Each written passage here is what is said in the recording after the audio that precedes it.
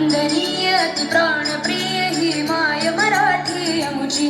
ही माय भूमी ही जन्मभूमी ही कर्मभूमी अमुची. महावंदनीय अति प्राणप्रिय ही माय मराठी अमुची.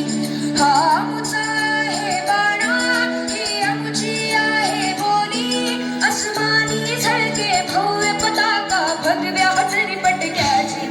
महाराष्ट्र भूमी ही जन्मभूमी ही कर्मभूमी अमुची. महावंदनीय अति प्राणप्रिय ही माय मराठी अमुची.